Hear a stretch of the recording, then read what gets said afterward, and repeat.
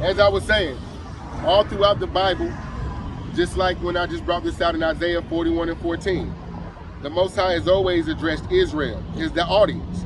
He has not dealt so with any nation. It says that in the book, I believe it's Amos, the 3rd chapter, right? Let me see if I can get that real quick. Right?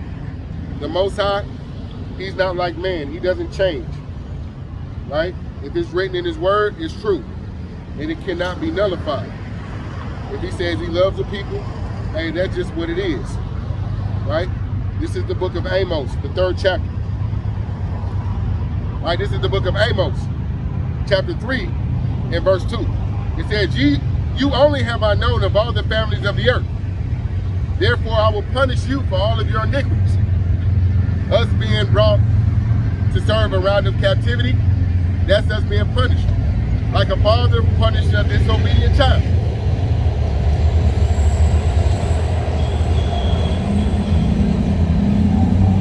And Yahweh is married unto us. And we've been given a bill of divorce. We've been cast off. Why? For our disobedience.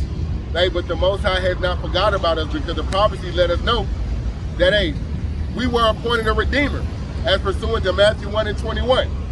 Right? It says, she shall bring forth the son, and he shall save his people from their sins. How you doing, brother?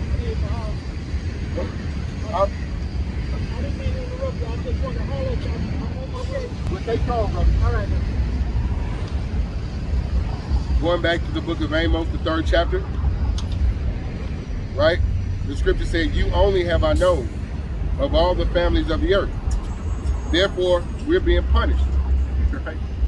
This is the book of Amos, chapter 3, verse 2, and it reads, you only have I known of all the families of the earth. Therefore, I will punish you for all your iniquities.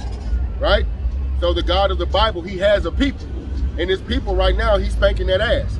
Why? Because we transgressed our power. But that's to show that he loves us, just like a good parent. If their child is in the street and their child is obedient to their rules, they're not just gonna start spanking all the neighbors' children. They're gonna get their children. Why? Because those instructions, those rules, those guidelines were supposed to be observed, right? By those children that come out of that household, right? And there are 18 nations that come out of Adam. But only one nation has the Most High chosen as his people. And what makes us his people is giving us a law, right? A law that represents how we should eat, how we should worship, right? Even ceremonial laws, civil laws, sacrificial laws. Our people just came out of what? Mother's Day, which is a pagan holiday. The scriptures tell us to honor your mother and your father every day. But within this society, every 90 days, they give their slaves a day of rest where they could really pillage their pockets.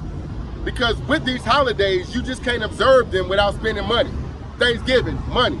4th of July, money. Christmas, money. So they appoint these pagan holidays to mainly pillage the pockets of their slaves, right? Just imagine the money that was just spent over Mother's Day on roses, chocolates, people making reservations at restaurants, buying their mother's clothes and different things of that nature, to further empower these different heathen that run these corporations, right? K Jewelers, Jared Jewelers. Who runs the diamond district?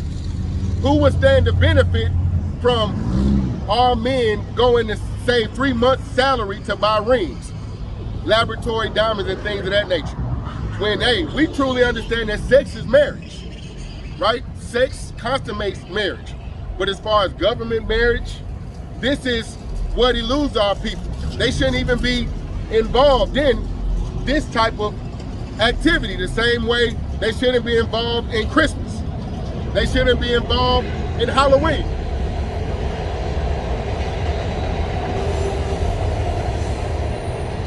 And not only that, when our people partake in these rituals, it's smoke in our power's nose. Why? Because he's given us laws. He's given us standards and morals for us to observe, away from the heathen. These nations round about, they can eat pork, crab, shrimp, lobster, and all these abominable foods. But what makes us holy, holy means separate and set apart. What makes us holy is our ability to observe these laws. Because when you go in that restaurant and they say, hey, what type of rice you want? You know you can't have shrimp fried rice because shrimp are an abomination to us. They're unclean for us to eat. Why? Because we are a holy people. And what makes us holy is the laws that we're supposed to observe. If I meet a woman and she has a husband, I'm forbidden to even talk to her. Why? Because the Bible tells us that's called adultery, right? 2 Corinthians 9:9 says, sit not at all with another man's wife. But this is why in this society, our people come from so many broken homes, broken marriages. Why? Because this is a society laden with adultery. Women stepping out on their men, right? Men going to lay down with another man's wife. And this is against the law. And this is why people are in such a low estate. They're lawless. Our women are supposed to be wearing dresses. Our women's heads supposed to be covered if they have a man. Our women are supposed to be teaching the young women to be good mothers and be good wives. Our men shouldn't be walking around with their ass out. Our men shouldn't be swindling one another's witches and warlocks, selling drugs to one another. But this is why we're in a low estate, because they don't follow the law, even in this society.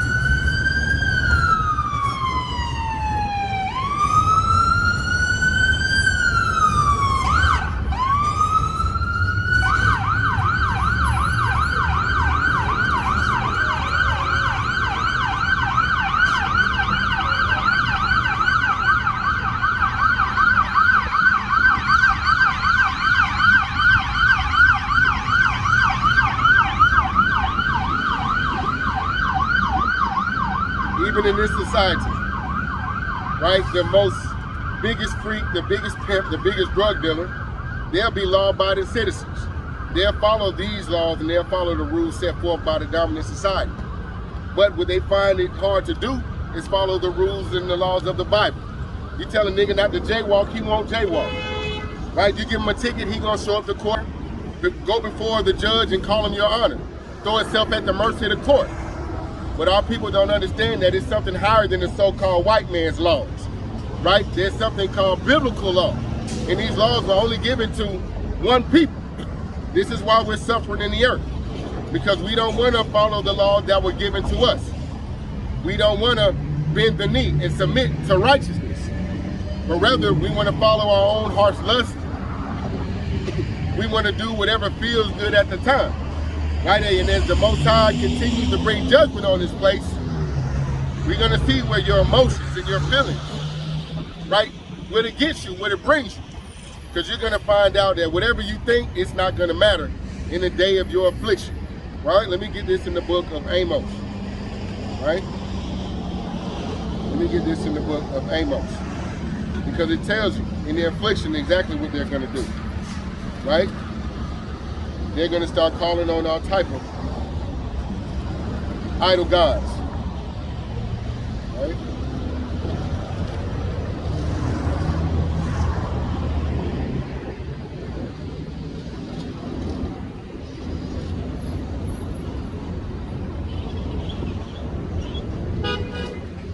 Hosea. This is the book of Hosea 5:15. Let me get it.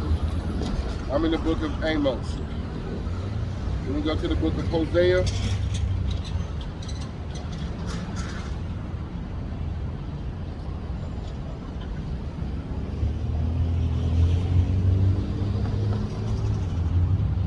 is the book of Hosea,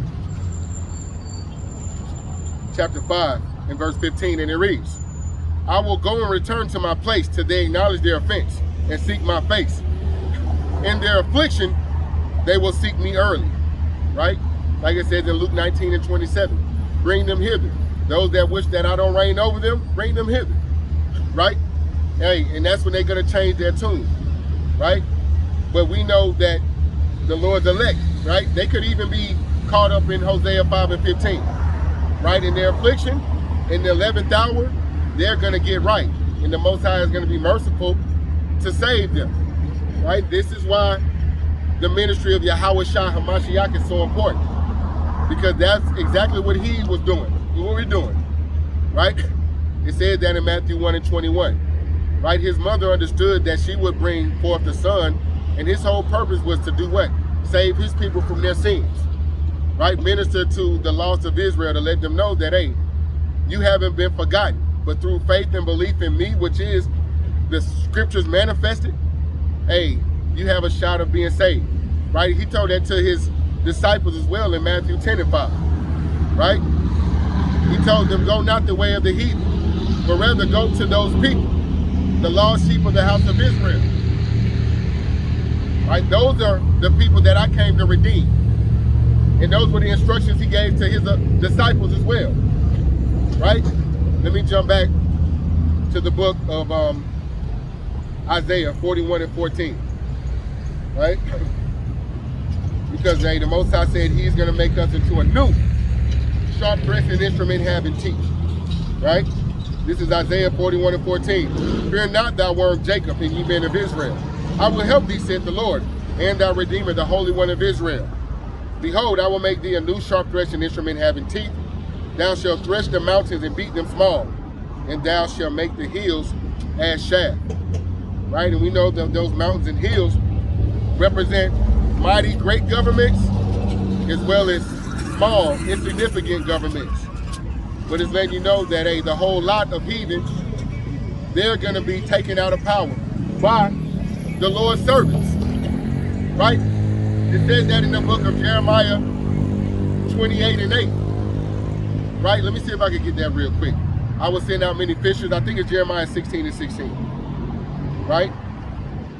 Because that's who's going to be executing that judgment, the hunters. Right now, we're in the persona of fishing, which is a non-contact sport. But once it's time to hunt, the Most High is going to pour out his spirit on those men that he's designated to execute that judgment. Right?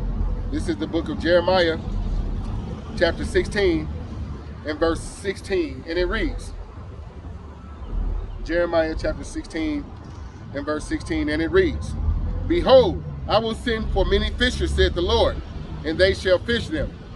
And after I will send for many hunters, and they shall hunt them from every mountain, from every rock, from every hill, out of the holes of the rocks. Right? So it's letting you know. That ties directly into Isaiah 41 and 14.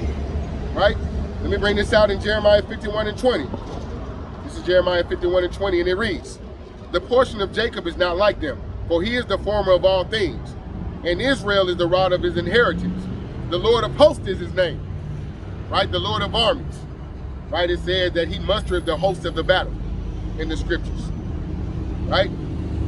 Thou art my battle axe and weapons of war.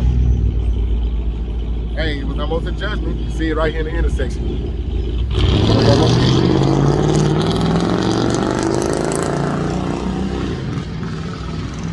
Hey, it was almost a head-on collision.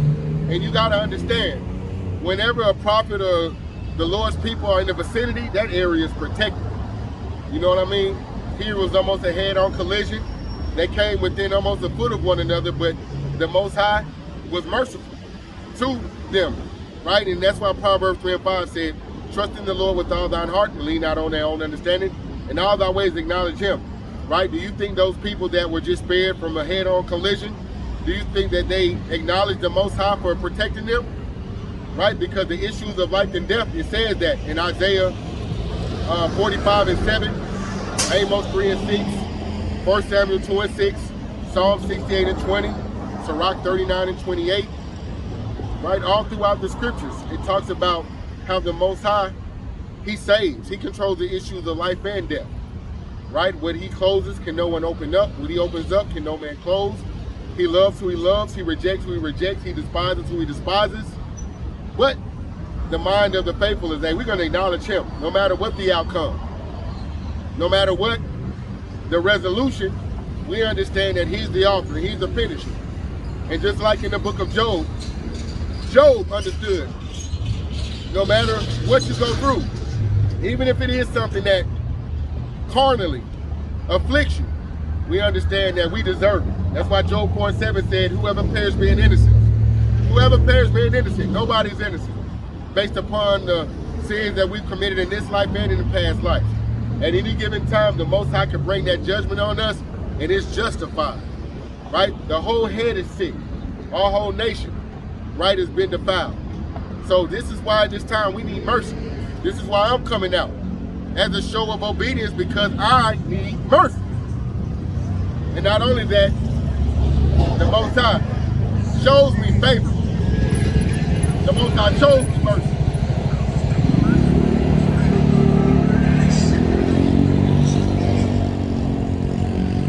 I believe the Most High, I have faith in him. And I know he's a merciful power, but he shows me so much mercy, he shows me so much favor, that without a shadow of a doubt, if he puts it in my spirit to do something, I'm gonna do it. Why? Because he's so merciful and good to me. That's like a wife. If you got a good husband, why wouldn't you submit to him? You know, if he gives you everything you ask for, right? Give us this day our daily bread, and he'll make it as to where your cup runneth over.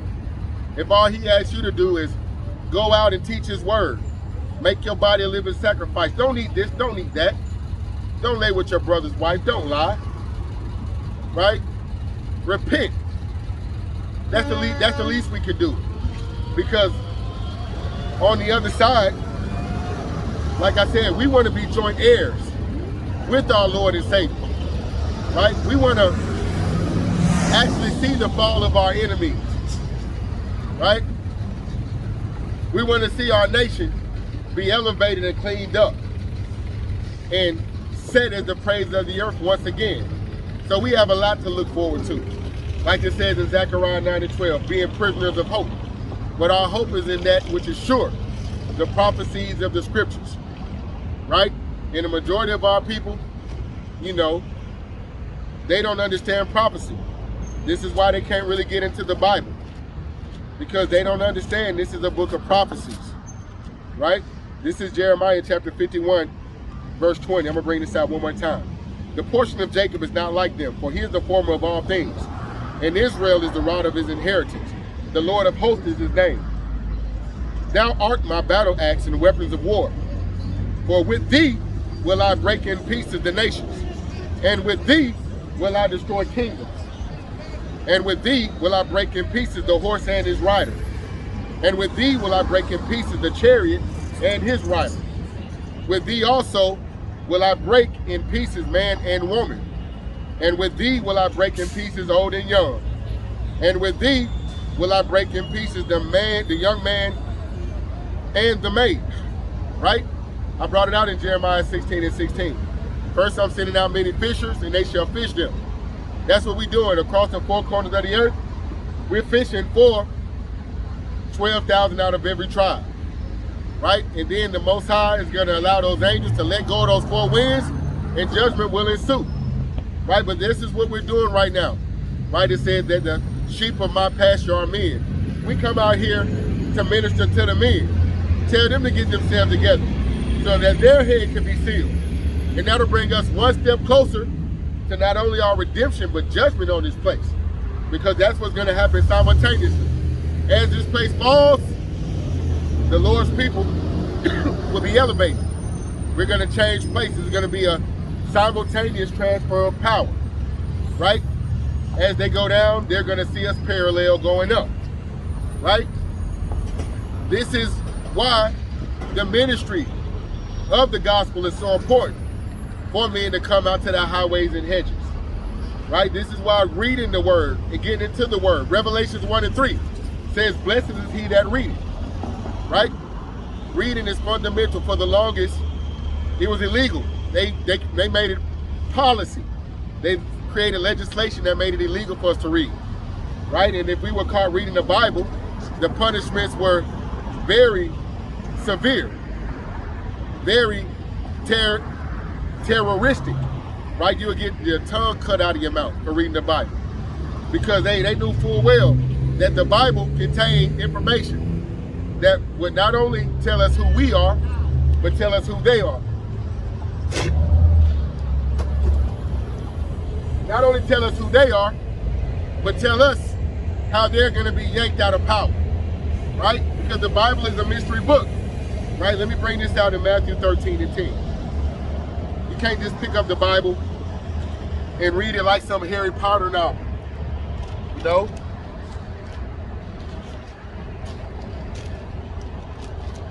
You know? You can't grab the Bible and read it like some fictional novel. Why? Because, hey, it says that in Psalms 147:19. Let me bring that out first. All right? This is the book of Psalms, chapter 147:19.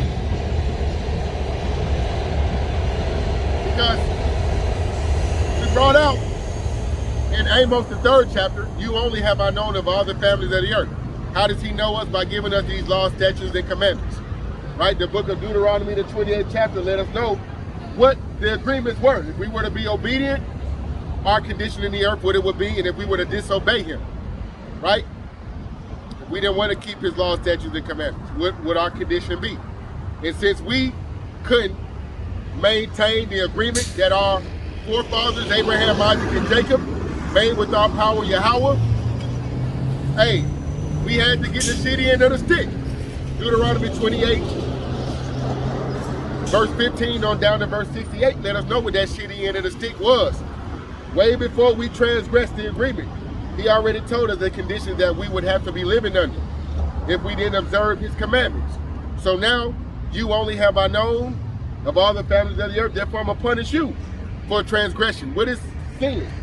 Right? 1 John 3:4 lets you know that sin is transgression of the law. The laws were only given to who? As pursuant to Leviticus, I believe it's the 11th chapter. The laws were only given to one people to observe in perpetuity. Right? No matter where we were supposed to go. It said that in Deuteronomy 4:5. Right? Let me get that real quick before I come back to Psalms 147. Right? All right, this is the book of Deuteronomy, chapter 4, and verse 5.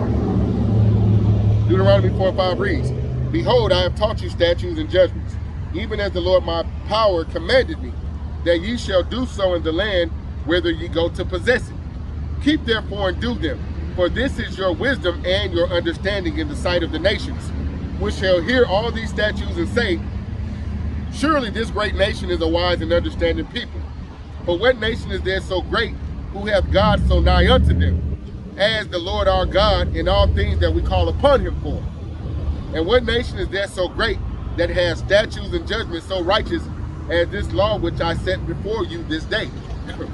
Hey, this is what eludes our people. This is why we're in such a low, disgusting state in the earth.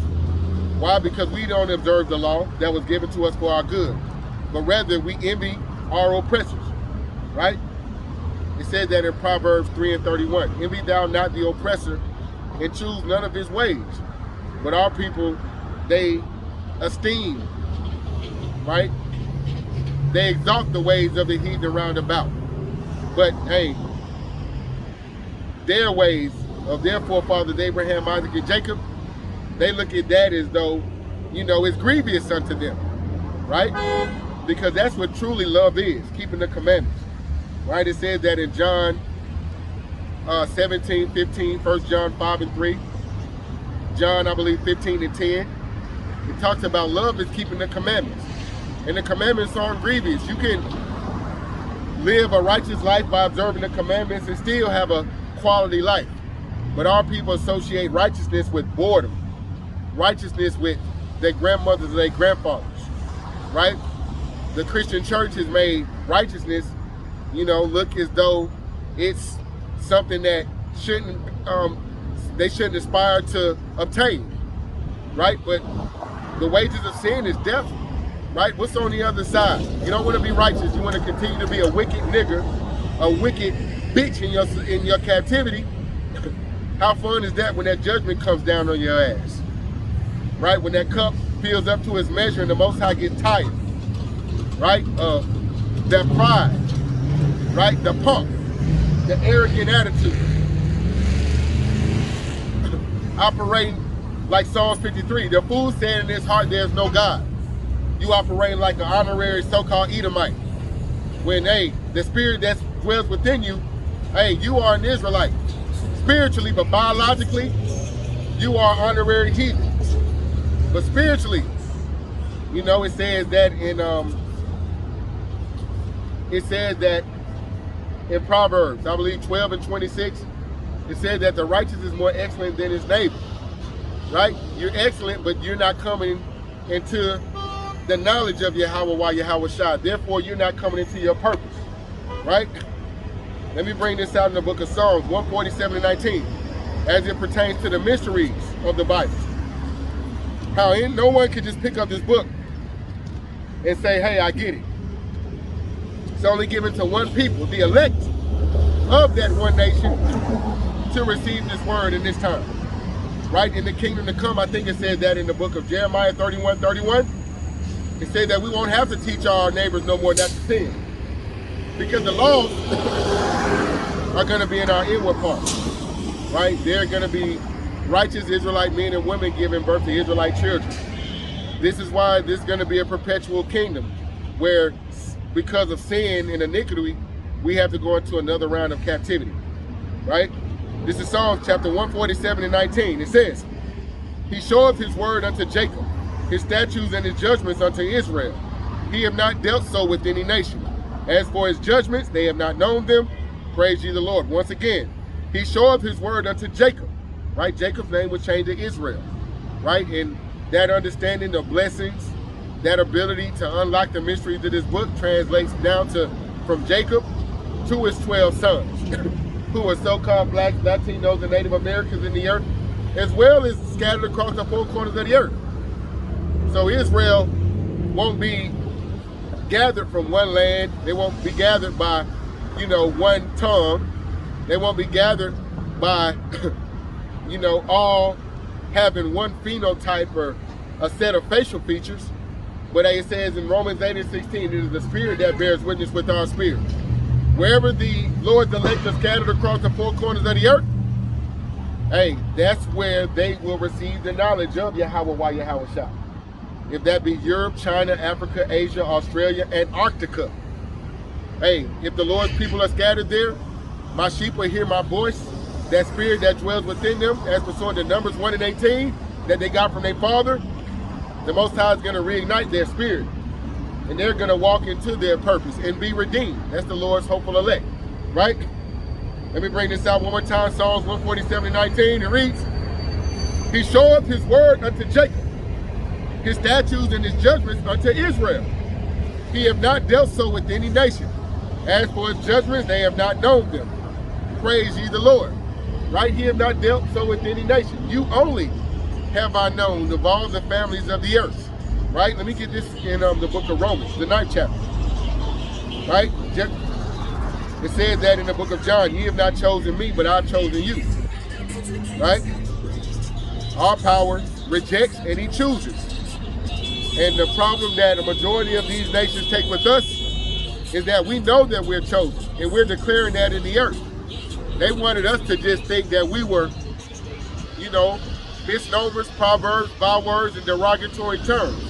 Afro-American, colored, African-American.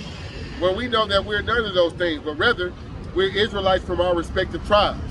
Hey, the jig is up in the earth. Right? The father of lies, he did his level best. Even now, as far as pushing for propaganda to demonize the men that have the truth, right? To try to marginalize us and make people think that we are mentally unstable. The Southern Poverty Law Center, labeling us as black Hebrew Israelites, which is a derogatory term. We're Hebrew Israelites, right? Labeling us black identity extremists, acting as if we are not peaceful men that fear the Lord, that are obeying the laws of the land to the best of our ability. But, it says that in Galatians 4:16, am I therefore become your enemy because I tell you the truth? Right? That we are not none of these derogatory terms, but rather the Lord's people, the Lord's chosen people. And those people over there in that land of Tel Aviv, Jerusalem, Revelations 2:9 and Revelations 3:9 says that, hey, they are liars. They're the synagogue of Satan, right? We've discontinued from our heritage as pursuing the prophecy.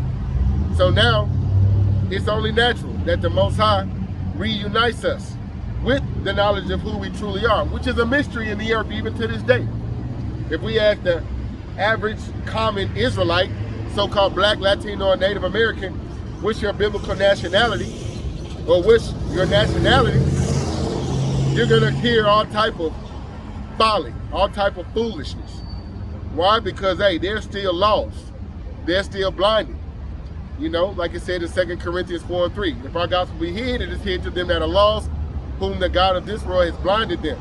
With what? All of his different wine, all of his different philosophies, his witchcraft, right? They're inundated with the knowledge of Esau Edom, right? It says that in the scriptures. It says, well, I'll get that in a second. Let me go ahead and stay on this. This is Romans chapter 9, verse 1, and it reads, I say the truth in Christ, I lie not. My conscience also bearing me witness in the Holy Ghost, that I have a great heaviness and continual sorrow in my heart.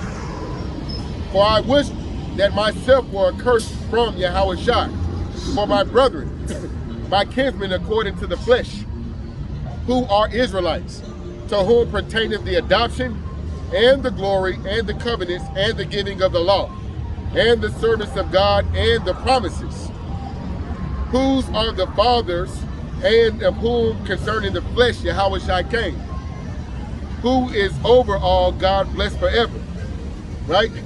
But it's letting you know that Paul even understood that the Israelites were who the adoption pertained to, the glory, the covenant, the giving of the law, and the service of God, and the promises. Right? These prophecies as they pertain to the promises of being redeemed and saved. It applies to what you only have I known of all the families of the earth. Amos the 3rd chapter. He showeth his word to Israel, his statutes and his commandments to Jacob. He have not dealt so with any nation. Right? And this is why 1 Corinthians 1 and 10 said, I beseech you that there be no divisions among you. Right? Amos 3 and 3, can two walk together except they be agreed? When you hear the prophets and the apostles and the disciples in the scriptures, none of them had conflicting ideas and beliefs, right? Paul believed the same thing that Zechariah believed. Zechariah believed the same thing that Ezekiel believed. They were joined together in judgment and understanding of the scriptures, right? One of them is not going to say the nations could be saved, and the other one say only Israel could be saved, right? Because that's a mystery, right? Let me get this out in Matthew 13 and 10. All right?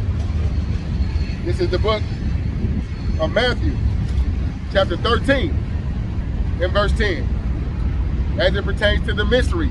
Can't anyone just pick up this book and read it? It's a mystery book, as I stated, only one nation.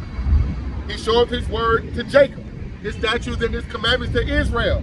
He have not dealt so with any other nations. You got to deal with that. All right, this is Matthew chapter 13, verse 10. It says, and the disciples came and asked him, why speakest thou unto them in parables? And he answered and said unto them, because it is given unto you to know the mysteries of the kingdom of heaven, but to them it is not given. Right? So here it is, the disciples were hearing Yahushua speak parables. And they were wondering, why are you speaking to them in allegory and parables? Why aren't you making it plain? And he said, it's not given unto them to know the mysteries of the kingdom of God. He said that was given to you. They're outside of this agreement. The ministry of reconciliation, they're not meant to be reconciled back into the house of Israel, because they were never a part of it, right? When they say not all Israel is of Israel, that's not speaking about heathen nations. That's speaking about scattered Israelites. And we're going to get into that in one moment, right? But as it pertains to the mysteries, let me get this in Wisdom of Solomon, chapter 2, verse 22. All right, this is Wisdom of Solomon, chapter 2, and verse 22.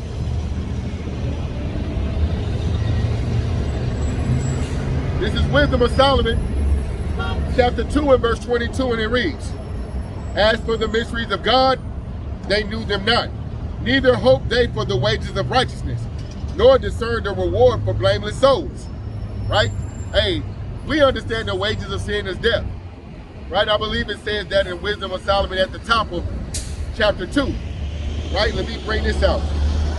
This is Wisdom of Solomon, chapter 2 from the top. It says, For the ungodly said, reasoning with themselves, but